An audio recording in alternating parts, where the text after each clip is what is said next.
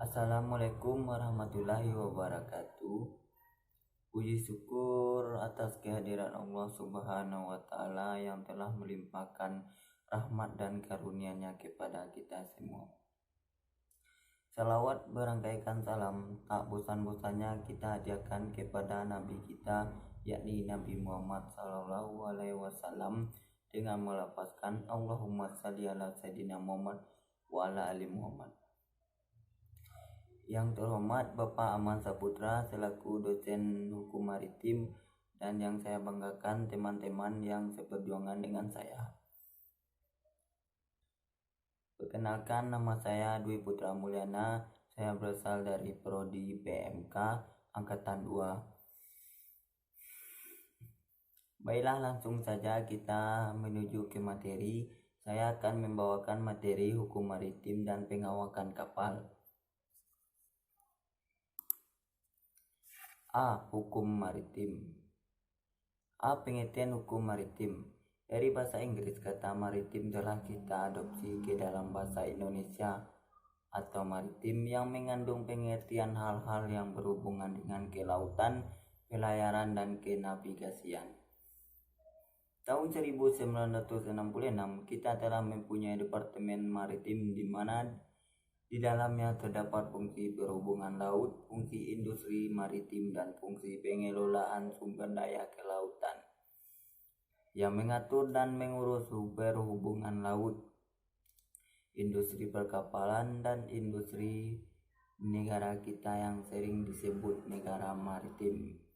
Karena secara geografis Indonesia mempunyai wilayah perairan lebih luas dari wilayah daratan, dan terletak pada posisi yang menghadap dua samudra, yaitu Samudra Hindia dan Samudra Pasifik. Hukum maritim atau maritim law adalah hukum yang mengatur tentang pelayaran dalam arti transportasi laut dan kegiatan yang terkait dengan pelayaran atau kenavigasian, baik yang termasuk hukum perdata maupun hukum publik.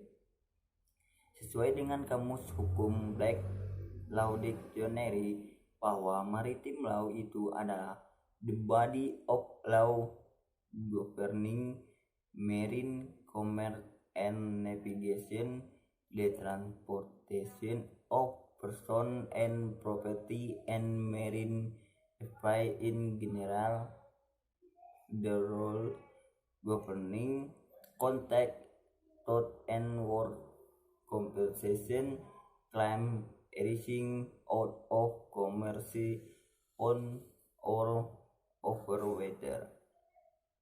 Also termed and midly law atau Back Law Dictionary 7 edition atau Bryn E. Gardner editor in chief halaman 182, bahwa dalam pengertian ini tidak termasuk hukum laut dalam arti the law of the sea.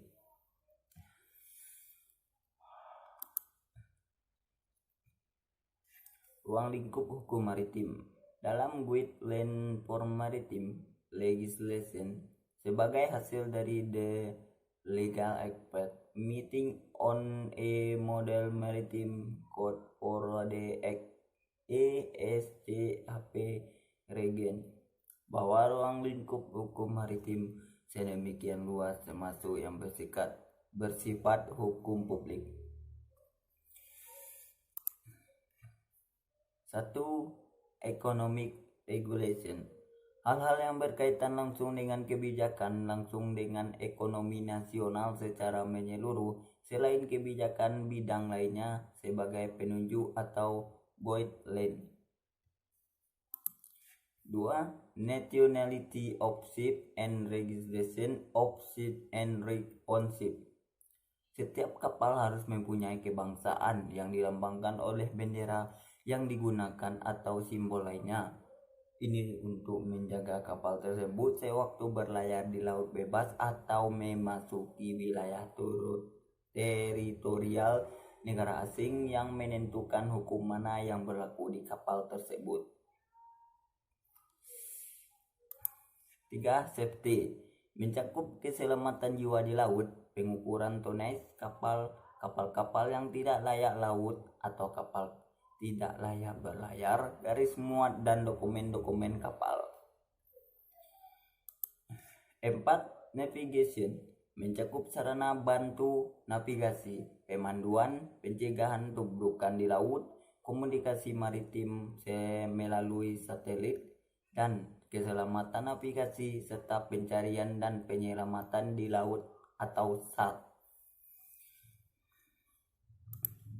5. Meaning atau pengawakan mencakup tingkat atau level dan sertifikat kewenangan atau kemampuan, persyaratan dan kondisi penempatan pelaut di kapal, nahkoda dan persyaratan kebangsaan. 6. Ship Manager, agent, stewardess, and freight forwarder mengatur mengenai fungsi dan peranan ship manager yang dapat merupakan salah satu cara usaha di bidang maritim. Agen berfungsi mewakili kepentingan pemilik kapal di luar home base. Stewardess berfungsi melaksanakan bongkar muat dari kapal, sedangkan freight order berfungsi di antara pemilik barang dan pemilik kapal untuk mengatur pengiriman atau pengapalan barang atau penerimaan barang. 7.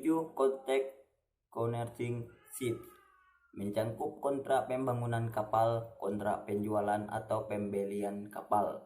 8.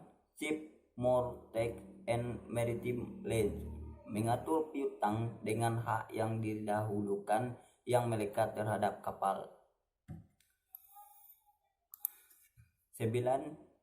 Liability and Limitation of Liability in Maritime Law adalah tanggung jawab pengangkut dan batasan tanggung jawab ganti rugi. 10. Transport and Other Contract mengatur mengenai perjanjian atau kontrak pengangkutan barang melalui laut multimoda antara pengangkut dengan pengirim barang, termasuk third party bill of lading. 11. Marine Insurance sebagaimana dalam buku 2 KUHD merupakan pengaturan khusus asuransi terhadap kapal maupun asuransi terhadap barang yang diangkut terhadap bahaya di laut. 12. Accident at sea mengenai kecelakaan di laut termasuk tubrukan. 13. Pollution adalah polusi yang berasal dari kapal sebagaimana diatur dalam konvensi yang dikenal dengan MARPOL Convention.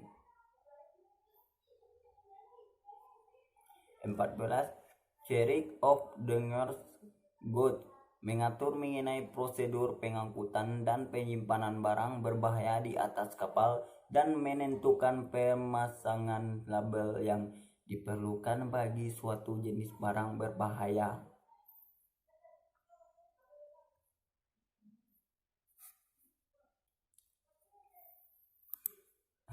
Aspek internasional hukum maritim. Pelayaran sangat terkait dengan kepentingan kegiatan internasional. Sebuah kapal yang beroperasi membawa barang dari suatu negara ke negara lain dan sebaliknya sudah pasti bersinggungan dengan kepentingan pemilik barang yang diangkut, antara lain dalam bentuk perjanjian pengangkutan atau third party, ketentuan-ketentuan dalam bill of lading, dan yurisdiksi suatu negara yang dimasuki oleh kapal tersebut.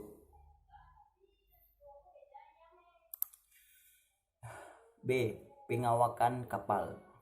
Dalam Undang-Undang Nomor 17 Tahun 2008 tentang Pelayaran, Pasal 1/33 menyatakan bahwa pengawakan kapal adalah salah satu faktor kelayaklautan kapal. Oleh karena itu memerlukan pengawasan dan pembinaan yang terus-menerus baik dari segi perlindungan, kesehatan, pengetahuan, disiplin maupun penempatan susunan pengawakan kapalnya agar terwujudnya keselamatan. Persyaratan kerja di kapal. 1. Memiliki sertifikat kepelautan C dan COP. 2. Pengukuhan atau endorsement bagi yang akan memegang jabatan minimal sebagai on-ward atau OOW. 3. Memiliki dokumen identitas pelaut atau buku pelaut dan kartu identitas pelaut jika diharuskan. 4. Memiliki badan yang sehat jasmani dan rohani yang dibuktikan berdasarkan hasil pemeriksaan kesehatan dari rumah sakit yang ditunjuk. 5. Memiliki perjanjian kerja laut. 6. Disijil. 7. Memiliki paspor atau bagi yang berlayar ke luar negeri yang diterbitkan oleh imigrasi. Standar kompetensi STCW 1978 amandemen. Ada 7 fungsi untuk kompetensi pada chapter 1, 2, 3, dan 4. 1. Navigation. 2. Cargo handling and storage. 3. Controlling the operation of the ship and care for person on board.